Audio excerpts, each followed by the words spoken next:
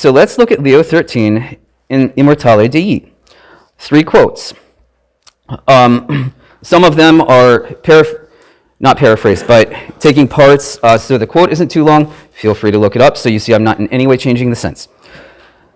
Quote 1, "It is in general fitting and salutary that Catholics should extend their efforts beyond this restricted sphere, religious sphere, and give their attention to national politics." That's a very clear statement. Quote 2, "To take no share in public matters would be as wrong as to have no concern for or to bestow no labor upon the common good." This is Pope Leo XIII. This is a papal encyclical. So, quote 3, "It is the duty, it is the duty of all Catholics worthy of name to make use of popular institutions, to endeavor to bring back all civil society to the pattern and form of Christianity which we have described." So, if someone has said before knowing this, well, no, that's material, I want to just pray, well, okay, we're all material heretics. That just means we're wrong sometimes. I've been a material heretic 1,000 times. Let's just not be formal heretics.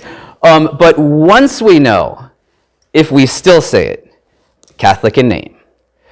So once we know, that's the end. We can't say it anymore. So it does matter. We do have to care. And unless we're literally a wilderness hermit or a cloistered nun, we have to do something about it. So now let's talk about what now that we know we care, now let's talk about what communism and socialism actually are. I'll state this in 3 ways.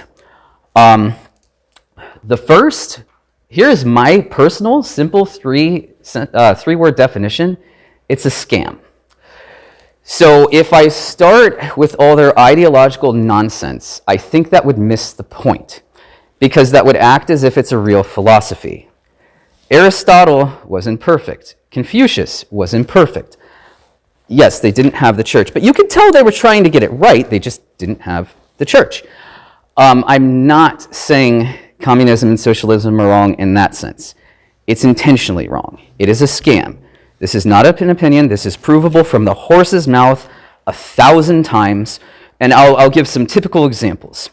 So let's prove, they do not actually believe this. It's not like Marx cared about the bourgeoisie and proletariat. He just wanted to cause strife in society. So let's look at several proofs of this. First of all, the term useful idiot, I don't know if you know, this is a communist term. This isn't just us calling them idiots. If you converted to communism and you became a good, devout party member, the higher-ups would call you an idiot. Now, can you imagine Father Jenkins, we can't imagine, but can you imagine Father Jenkins being caught on tape saying, wow, Christian actually seems to believe the Catholic faith. What an idiot. Our side does not say this. There is no such thing. What would it mean? It would mean he is not actually Catholic and does not actually believe it. It's amazing we even have to debate them when they admit it's all a scam. I don't know how else the word useful idiot can even be taken. And this is not a one-off. This isn't like there's one quote where they say this. This is a big term they use repeatedly. Another example, gay marriage. This is not at all unconnected to communism, socialism.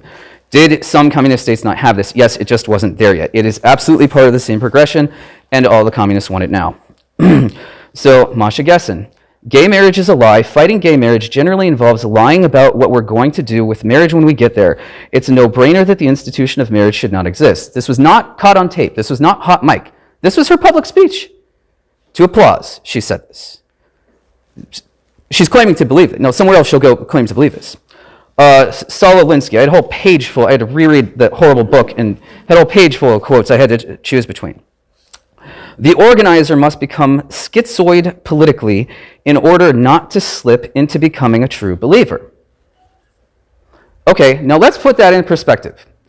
Can you find a St. Francis of Assisi quote that says, the Catholic missionary must become schizoid religiously in order not to slip into becoming a true believer of the Catholic faith? Can you imagine a St. Patrick quote saying this? So this is what I mean. Don't get caught in just debating all the little details about proletariat and bourgeoisie. They do not believe this. If you meet a rank and file, he might very well believe this. But you know what the higher-ups on his own side call him? Useful idiot. Okay?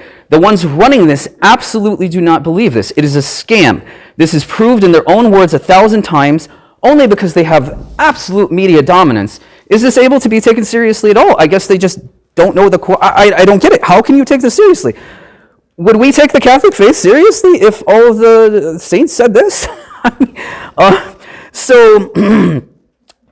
Now, then what is it? If they don't actually believe this, which is proved, it's not an opinion, it's proved, true. If they don't actually believe this, then what on earth are they doing? What is the point?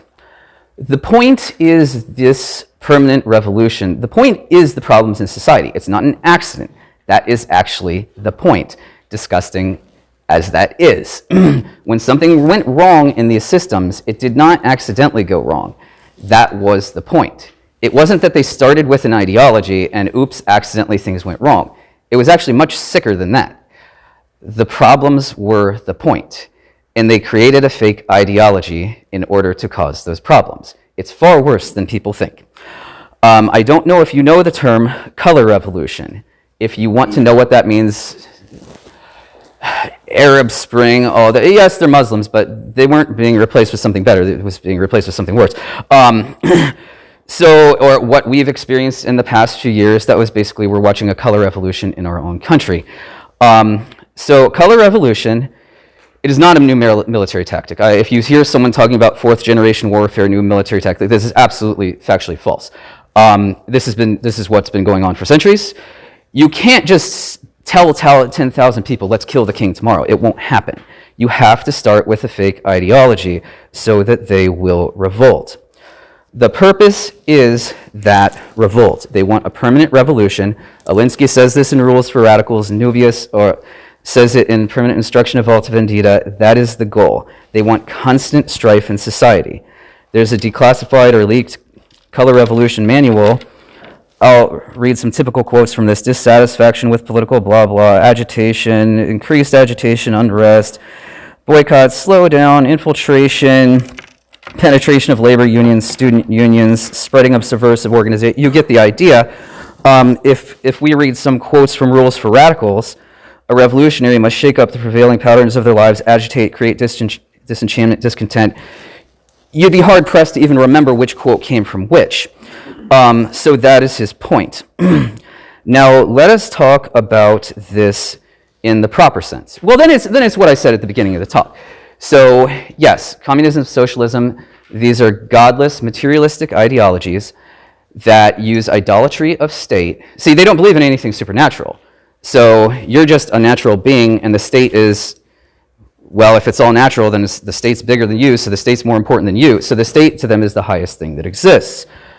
So in these systems, you have absolutely no right, including the right to life. They can kill you for no reason. It doesn't matter if you're guilty.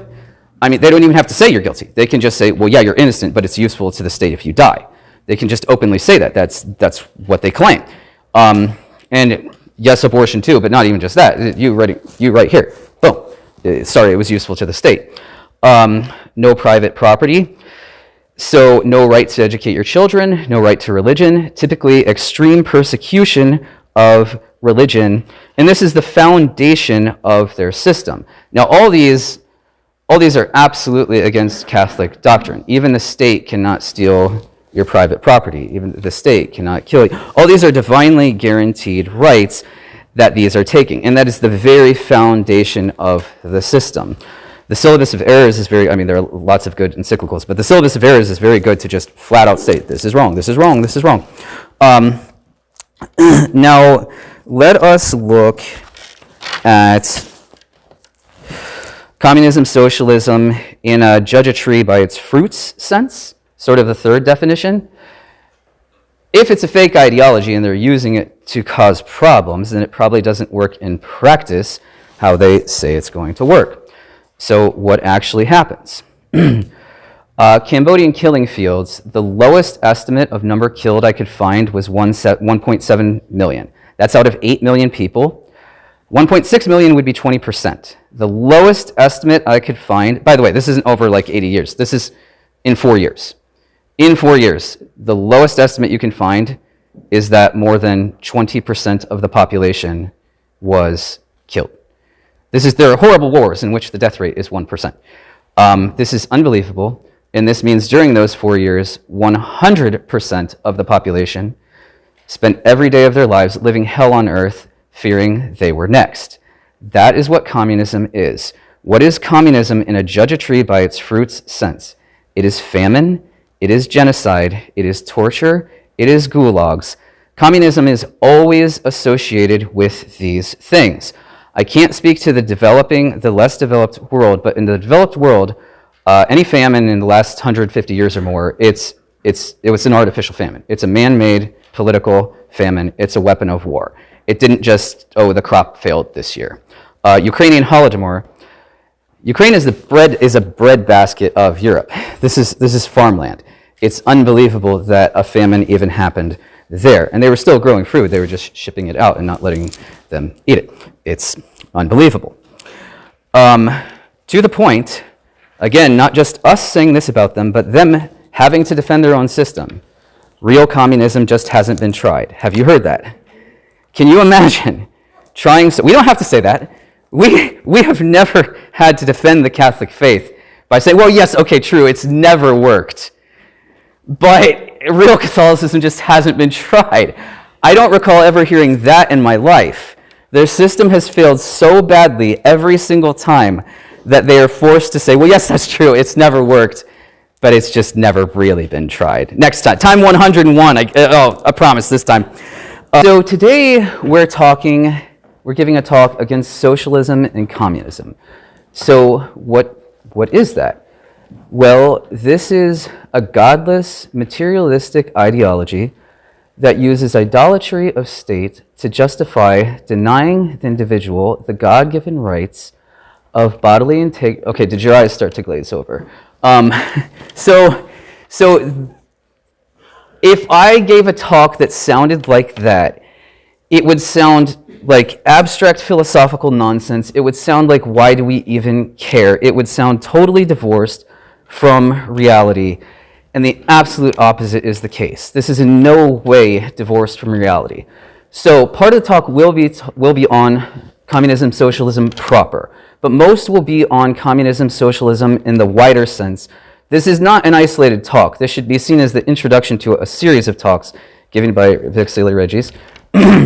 So let's talk about in the wide sense. What is it and how does it relate to reality? The decay of the last 500 years. That's what this is. The unbelievable of the events of the last 2 or 3. That's what this is. Looking at a picture from the 1930s and noticing people don't act that way today. That's what this is. And this is not some arbitrary connection. This is provably, I'm not even stating an opinion. It's just true. It's factually true. So we will be talking about this in the wide sense. Now, before we get into even talking about what it is, I would say the first question is, why do we even care? You have to understand that temporal enthronement of Christ the King is a real apostolate. We have to make that our apostolate. That has many different facets, but we need to make our apostolate the temporal enthronement of Christ the King. That involves knowing what an apostolate is. What does that involve? Father Jenkins has urged us to read Dom Chartard, The Soul of the Apostolate, because otherwise we will not know what an apostolate is. We will try to just make it material or go the other way and just pray. We want to read Dom Chartard, The Soul of the Apostolate. On a larger level, I think it looks like Christus vincit, Christus regnat, Christus imperat, making that our motto. And that is all I have to say. Thank you and God bless you.